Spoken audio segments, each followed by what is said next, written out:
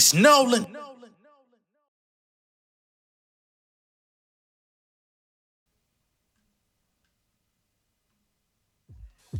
I ain't really with the side talk. We'll leave you on the sidewalk. I don't care about your dialogue. Star Wars, call you Luke, you can skywalk. I on the prize, won't take my eyes off until I'm making contact like an eyeball. Dollar, that's what I'm on. So go ahead, let a bygone be a bygone. 5-footer, smooth like butter, the skillets. Southside men, it's the best out of my village. I try hard. My God, it's my fault. You there's no reply for it. I'm a ticking time bomb. Who them niggas really thought that I was? Nosy motherfuckers, see them labels wanna sign us. Raw, rugged, and real, ain't worried about how you feel. My flow popping like rappers on pills, it's true skills, I got it. More profit, show stopping, hoes jocking, doors knocking. They be in my face when I'm clothes shopping. My street ties solidified. Y'all better slide like Jamiroquai, for you meet the angels in the friendly skies. Ask Mike Jack with a thriller beat. 3 times better like a trilogy. The bar sick, check him in the Emery. I said it on my enemies, ready to kill the industry. What's going on, beautiful people? It's the kid J Nolan here. Welcome back to another episode of Inside the Industry, your number one source for music, entertainment, commentary, and breakdowns. Hope everyone is doing well out there. In this particular video, we're going to be addressing Lil Wayne going on Skip Bayless' show to finally address and clear up some issues, or clear the air, I should say, surrounding Kendrick Lamar, his selection for the Super Bowl halftime show coming up in February. Also, he kind of clears the air and lets it be known that he has spoken to Kendrick Lamar. So any oncoming beef, back and forth diss records, going into the studio, Wayne reaching out to Kendrick and he didn't want to talk. According to Lil Wayne, all of that stuff does not seem to be true. He's not debunking those theories, but he is coming out and clearing up the air. He goes over the lyrics. Well, Skip Bayless pulls up the lyrics from Whacked Out Murals, in which Kendrick addressed him. He says, I guess on second listen, as he's taking time to settle in with his emotions and stuff like that, he doesn't feel that it's a diss. He says, he spoke to Kendrick Lamar, told him he better kill it at the halftime show. Excuse me. So any and all of the other stuff, him going in the studio while he was working on his album, I think he was in Hawaii. Perhaps he may have considered it, but he must have reconsidered and read some literature on the subject. They said, you sure? He said, fuck it. Okay? I think that's how that went. And now all is well. It seems that the dust has settled and cooler heads have prevailed in the Lil Wayne, Kendrick Lamar dissension and beef that people were looking for. All right, I'm gonna go ahead and pull up the clip of Lil Wayne talking about this. I know there's a lot of people spreading this thing around, but I'm gonna actually show y'all the entire video, so you're gonna get the entire context, and it's only about 6 minutes. Just so you know what's going on, because I think, clip culture, you can kind of take things out of context. You can miss vital parts of what somebody said, but in this, we're just gonna let it run and let Wayne say what he need to say without interruption, or at least minimal interruption from me. Okay? Let's get it, y'all. Okay, speaking of Super Bowl, I got to hit you with this because this is just me, and I do love you, but I just remain baffled and angry over why the NFL did not choose you to play halftime of a Super Bowl that's going to be in your hometown. And I know you went through a lot with it, but now that your feelings have settled some, how do you explain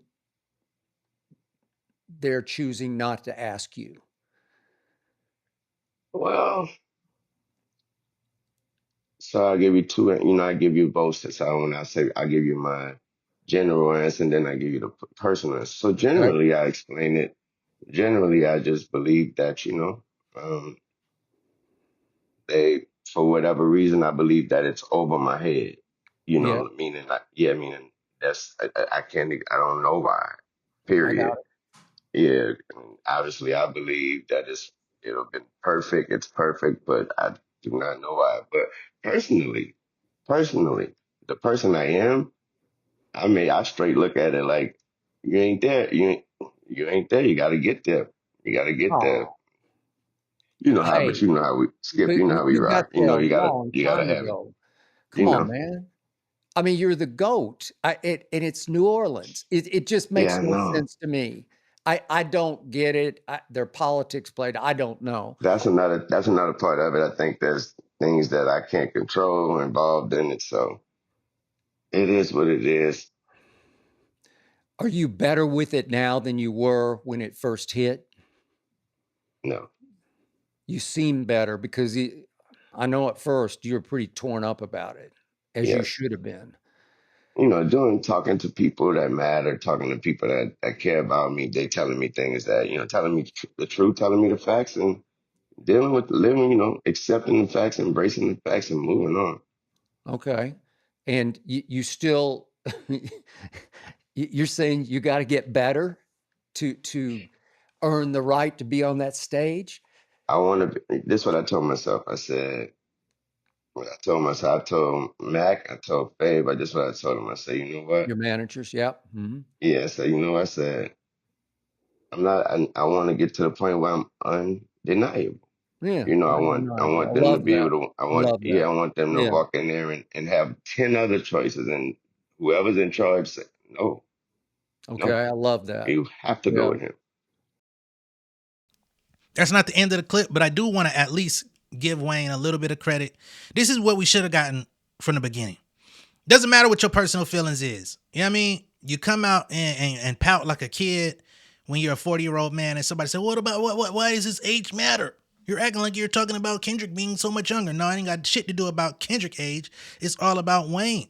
He's a 40-year-old man, been in the industry for damn near 30 years, almost. So, yeah, I would expect a little bit of decorum when this thing hit the net. I think the answer he just gave Skip Bayless in this moment would have been a lot more acceptable. It would have been a lot more understandable. And it would have humanized him a little bit more rather than throwing a tantrum. You know what I'm saying? What he did was low-key try to pull a Kanye. We're not in that era no more. You know what I'm saying? Y'all remember when Kanye used to throw them tantrums at the award shows and shit and storm out and be mad and get on the stage and pull a motherfucker mic from Taylor Swift? You know what I'm saying? I'm gonna let you finish and all that shit. We're not in that era no more. People ain't accepting that shit. Niggas will call you for your shit. And there was a lot of people that called him on this shit back then. But us as fans that upheld Kanye, we supported him in his moments of like realness, his moments of, oh yeah, he's so unfiltered, I fuck with that. Shit ain't last too much longer. That rope ran out, homie. We not going for that shit. Right? So if he would have came out and said, I'm disappointed, but I got to get better and I'm going to make sure I'm undeniable and I'm going to work on myself. There's nothing better that you can offer than to get better and work on yourself, step up your performance or whatever it is that may be lacking in a situation or could potentially be lacking. That's all it took. And then say, congratulations to Kendrick Lamar. He earned it. I'll see y'all, when I see y'all. Easy. I also don't like how Skip Bayless is trying to lead him into basically going back into that space of like being a brat, being a sore loser about it. Skip Bayless, get the fuck out of here, man. You know what I'm saying? You were baffled and angry and all this shit, man. Come on, dog. You act like the nigga signed a contract and the shit got ripped up in front of his face or something. Like, come on. This hometown shit is crazy to me. Y'all, one day y'all gonna bring that bitch to Atlanta again. What y'all gonna do? Have T.I. headline that bitch? Niggas ain't gonna try to. I love T.I. as an artist, one of my favorite rappers ever. But I understand that the rest of the world, viewing audience, ain't gonna give no fucks about that. They gonna be like, man, what the hell? We don't want no goddamn T.I. Get that nigga out of here. You pick who's going to be the draw in the moment. Whatever. I thought you were undeniable right here, right now, but that's just Thank you, me. Skip. Thank you. Okay, so explain this part to me because I don't know the backstory of this, but what Kendrick Lamar, what his lyrics were about you. What can you explain? I'll just quickly read them. I know you know them.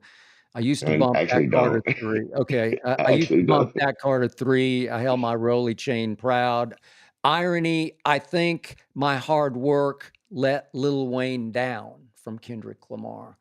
Let Lil Wayne down. And I don't really understand that. Help me out. What was that about? That was my first time hearing it, but I think I think he just, I think he's a fan, like I'm a fan of his music. He's a Sure. fan of mine. Yeah. I think he He's meant, definitely a fan of yours. Yeah. yeah, so I think he just mean by he saw what everybody else he saw how much it meant to me. And I think that's all he mean is that I Okay. don't think it. And when we speak, and obviously he can't control that. And, Yeah. so he didn't let me know. It ain't like it ain't like he can control it or nothing. And also I've spoken to him and I wished him all the best and told him he Did you? better Good. kill it. Yeah. Okay. All So right. you better kill it. You gotta kill it. Okay. Well, did he say anything to enlighten you about these lyrics about you? I think my hard work let Lil Wayne down. I don't know exactly what that means. If he's sort of, No, no, he ain't. I don't think he. No, he knew he didn't have to do anything. There was no explanation that was needed for that. I think I understand. Again, that was my first time hearing it when you just said it, but okay. I understand. I understand those words. Like I said, I think he just mean that he made it there, and his hard work is the reason why he made it there. Yeah. And I I obviously, I took let it, me down is me just being upset about not getting disappointed about not getting that spot. yeah. Yeah. When he says, I worked hard and then it undercut you in your hometown. Like I worked as hard as I could and I got to a point where unfortunately it let you down because I preempted you on what should have been your stage. Without Yeah. without having any control of it. So that's actually him expressing his showing that he has a heart and showing that Yeah. he actually have he care about the situation. Okay. Because he But could go about it totally different. He could go about it like this is what I'm doing. yeah. Okay. But you guys are cool. You have talked. Oh All yeah, good. yeah. Okay. All right. I That's told him he good to got to know. kill it. That's what I told him. I told him he got to smash it. Well, he will smash it. I'm Oh sure he yes, of will. course he will. So is there any way last second that you would be asked to make a little appearance with him on stage? I'm not going to even be in the country. I'm not Okay. going to be All able right. Okay. I appreciate that. I actually love that and endorse that. I think that would be exactly what you should do. This nigga said he not even gonna be in the country. What's going on? Hold on, y'all. What the fuck? This nigga Wayne gonna fuck around and pop up at the Anita Max Win tour. Shit, well, you don't want to be in New Orleans, you don't want to goddamn meet up. He said, man, fuck this shit, man. I ain't even gonna be in the country, man. Give me a show for another date. Let me get my goddamn stage props, get my goddamn stage chops back up, man. These niggas giving all these production reports about me showing up late, man. I'm finna be the early bird to get the worm at every goddamn show till Kingdom Come. Till these motherfuckers put me on that stage, man. I feel like there was a little bit of cap in this nigga rap, though. I fuck with Wayne. I do. I tell y'all every time I looked up to Wayne lyrically, performance wise, prolific. Like I would not rap today how I rap if not looking up to Lil Wayne in a couple ways. You know what I'm saying? Not as a human, as a person, but as a artist and a lyricist. But I do feel like there's some cap in that rap, man. For him to say he never heard the lyrics, but you was outraged on Twitter just a couple weeks ago talking about you don't wanna cause destruction and all this type of stuff. So what were you reacting to? Was it just your homies gassing you up? Cause that's really seemingly been Wayne's issue this whole time. Is he doesn't seem to have an analytical approach to anything. It's like his homies could like call and text or show up to the studio and tell him something that's going on, and he just been going off the cuff, like not really getting the facts, not getting the information, not getting understanding. And I'm like, since when does Wayne even do this? Like, Wayne didn't have this much energy for when Baby was stealing from him publicly. He kept that shit quiet until they found some sort of resolution, and then they eventually started popping back out together. And then he talked on Drink Champs and a couple of other platforms well after, where he talked about the help that Jay-Z came in and assisted him with, and said he was willing to sign my mama if it meant, you know, putting some money in my pocket, and he bailed me out on my taxes, and he did all of this stuff. But the energy that he had for the Super Bowl was not the energy he had for being robbed for over a decade. So that type of stuff, I don't be getting. I don't understand. Let me take them off the screen. As it pertains to the conversation that he had with Kendrick about "You Better Kill It," I'm wondering if there was actually a conversation. You know what I'm saying? If there was actually a back and forth, or if it was like a voice note or a text message, or, you know, something of that nature that just kind of was like a, let me reach out and say something, right? Rather than leave it where it's at. Is it that? Because it don't sound like there was an actual verbal exchange between the two, because he just honed in on I told him, you better kill it. You better kill it. I know you're going to kill it. So it doesn't sound like there was like a, yo, this is what's been going on. And I just wanted to show support, blah, blah, blah. You know, you had the line in the song, I reacted, but like, what did you mean by that line? I ain't trying to like go crazy or nothing, but like, you know, to say he didn't feel like he had to explain it. I mean, some people would just go at that and be like, hell yeah, Kendrick ain't got no reason to explain a motherfucking thing. That's Kendrick motherfucking Lamar. I'm not that person. I don't blindly support anybody to that degree to just be like, he could just stand on that shit and just leave it alone.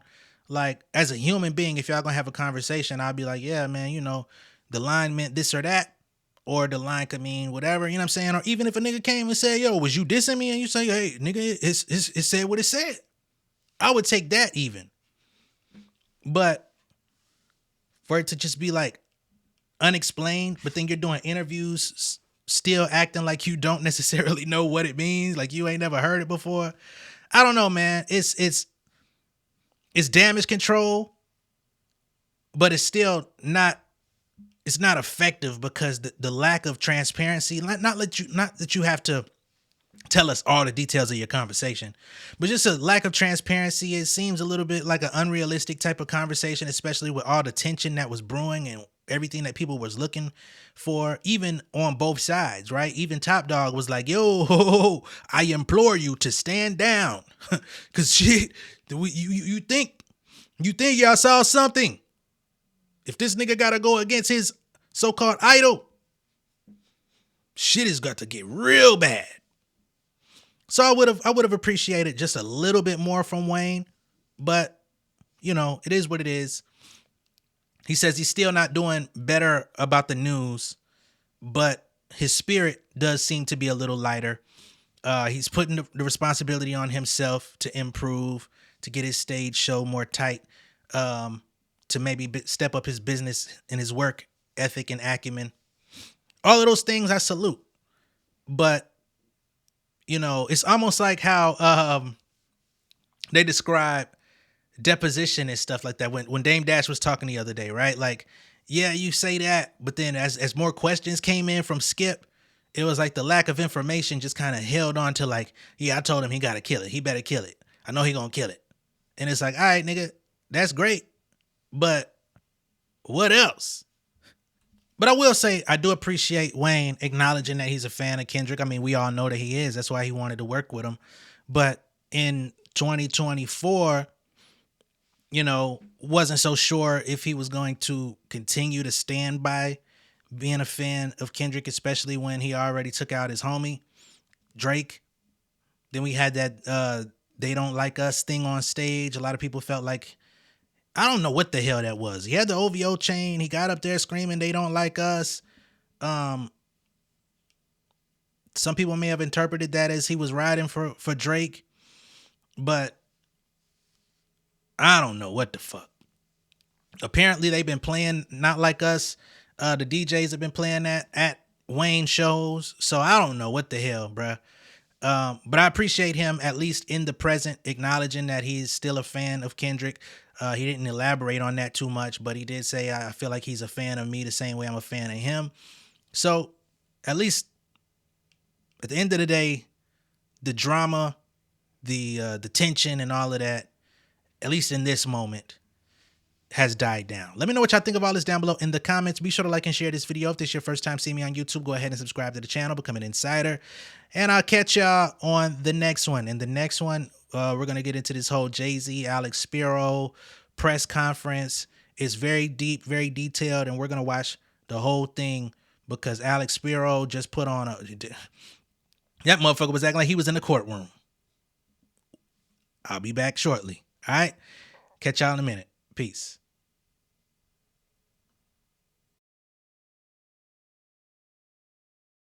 King of my city and cul-de-sac. Coming out swinging like soldier rag. Leading my people like quarterback. Boy, I study this shit, I'm an almanac. Had to get up and grind. Knowledge is booming, I'm here to apply. Came with the chip and the dip, it just single the mind. We finna do more than survive. I need my check. Spinning the block for the Gouda. We hitting the jeweler to flood out the net. We don't do beef on computers, I'm straight out the sewer. We come when you rest. Niggas be looking perplexed, so keeping my foot on their neck. No map, I trust my gut for the quest. But drama, I'm fully abreast. I was ready for years and they doubted me. All of a sudden they tell me they proud of me. I been dropping these haters like calories. Cross them out, I came back with some boundaries. Stand for my honor, but too raw, no corner. Packing the stick with a drummer. Wanna catch my bad, won't fumble. I done came too far to be humble.